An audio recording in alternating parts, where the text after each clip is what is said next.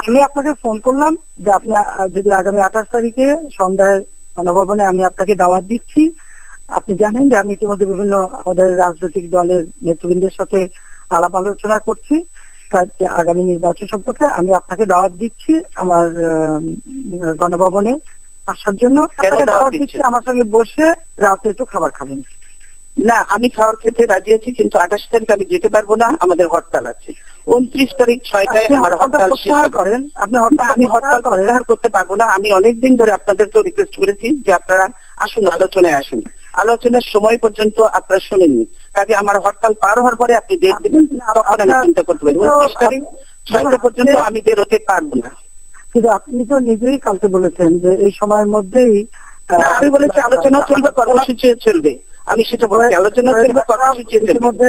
আপনারা যদি সত্যিকারে আন্তরিকতা থেকে আলোচনা করার জন্য আমার যেতে কোনো আপত্তি নেই। আপনি বলেছেন আমি শুধু একা যাব না, আমার সঙ্গে নিশ্চয়ই আরো কেউ থাকবে। সবাইকে নিয়ে আসবেন, আপনি যত নিয়ে আসতে পারেন। এটা না, আমি দলবল শুধু নিয়ে যেতে চাই না, যাদেরকে প্রয়োজন মনে করবো তাদেরকে নিয়ে যাবো, কিন্তু সেটা হতে হবে 28 তারিখের পরে।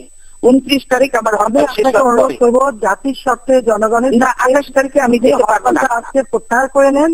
না, আমি হরতাল মানুষ পারবো না। এই যে মানুষ কোন আপনারা করে আপনাদের বন্ধ হারাম গান পাউডার যে ইয়ে চালানো, আপনার ভাই বলেছে, আপনার বই হচ্ছে, আপনার ভাই বলেছে যে গান পাউডার দিয়ে ইয়েকে বাসে আগুন দেওয়া আপনার নির্দেশ হয়েছে। এই অভ্যাসটা আমাদের সেসব অভ্যাস নাই, আমাদের সেসব অভ্যাস নাই। আপনারা যে মানুষ চালান, মানুষ মারেন, ইয়ে করেন, লগি বইতে মানুষ মারেন, এগুলো সব রেকর্ডেড এবং আপনার নির্দেশে আপনার মুখ থেকে এই শব্দ বেরিয়েছে। কাজে আপনি এগুলো অস্বীকার করতে পারবেন না।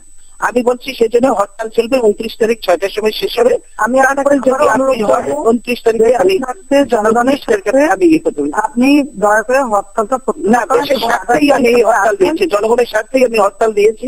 যেহেতু আপনারা কোনো আলোচনায় আসতে রাজি নন, সেজন্য আমাদের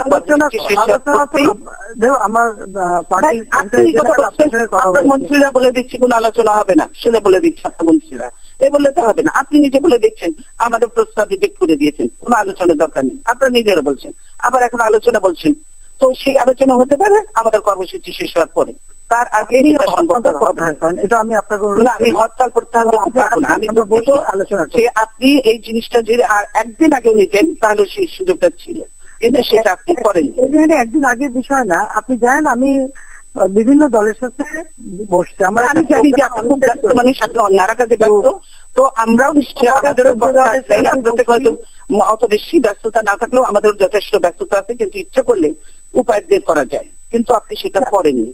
এবং আপনারা আমি পরিচয় দেয় কালকে যে আমাদের যে ইয়ে পারমিশন দিলেন, এত দেরিতে কেন দিলেন? কতদিন আগে পারমিশন চেয়েছি, মাইক পর্যন্ত লাগাতে দেন, মানুষটা সে জনসভায় কথা শোনার জন্য আপনার মাইক পর্যন্ত লাগাতে দেন, আমাদের মাইক পর্যন্ত লাগাতে দেন, তো মানুষ সে দাঁড়িয়ে দাঁড়িয়ে কথা শুনতে পারে না।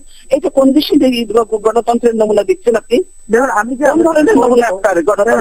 আলোচনা করবো সবার সঙ্গে, এটা কিন্তু আমি বহুদিন আগে থেকে না আমি আমাকে বলেন যে আমরা যে জনসভাটা করলাম, আপনি মাইকের পারমিশনটা কেন হলো না?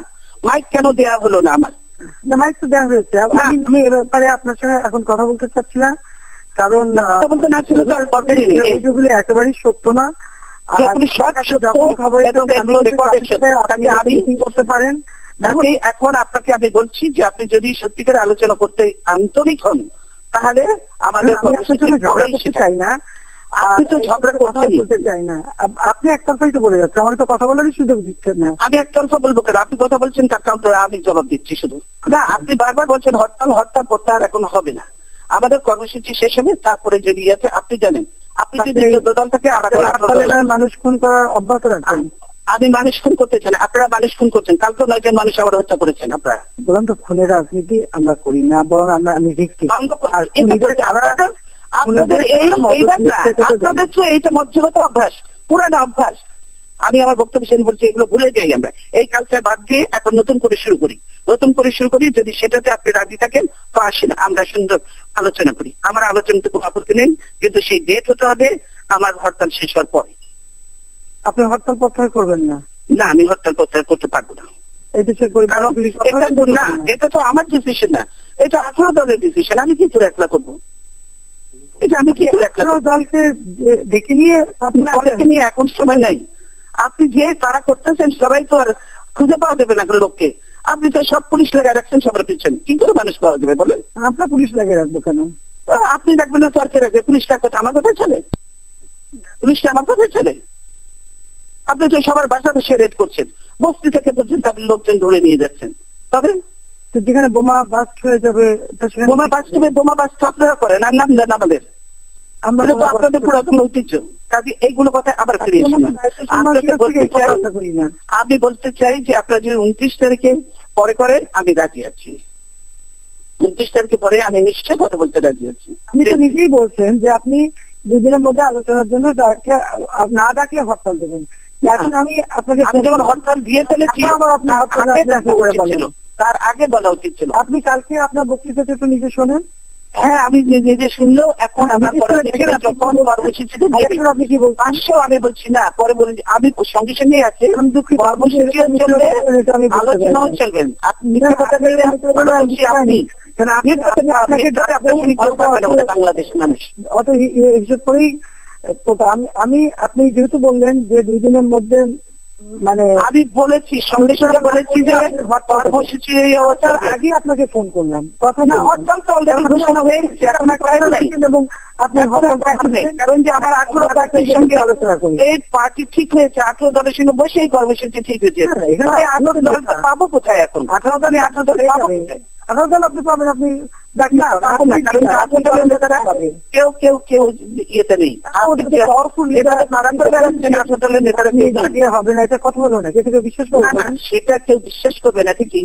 আমি ডাকলে হতো কিন্তু এখনো হবে না এই কারণেই যে এই 2 দিন এর মধ্যে রাখতে হবে। আমি সেই জন্য আপনাকে ফোন করলাম। না এখন তো দেরি করে ফোন করে একটা কথা বললেন। আর আমি এখনো বলছি ঠিক আছে যাতে আগামী কর্মসূচিগুলিতে আমরা বন্ধ রাখতে পারি সময় দিচ্ছেন। আমি 2 দিনের মধ্যে আগে আমি হবে তারপরে যদি নতুন কর্মসূচি আমরা না পেতে পারি আপনি বলছেন আলোচনা করি। 2 দিনের মধ্যে আলোচনা না করলে আপনি হরতাল দেবেন। তা আমি কিন্তু সাথে সাথে আপনাকে ফোন করলাম, যদি কালকে রাত্রেও ফোন করতেন তাহলেও এটা কনসিডার করার সুযোগ ছিল। আপনি কেবল কিন্তু সেটা না, তারপরে কি পুরো রাত্র চলে গেছে, রাত্র চলে গেছে আমি অফিসে গেছি, অফিসে চলে গেছি। আপনি যে সামনে সামনে করবেন আপনার হয় না, আমি রাত জাগি না।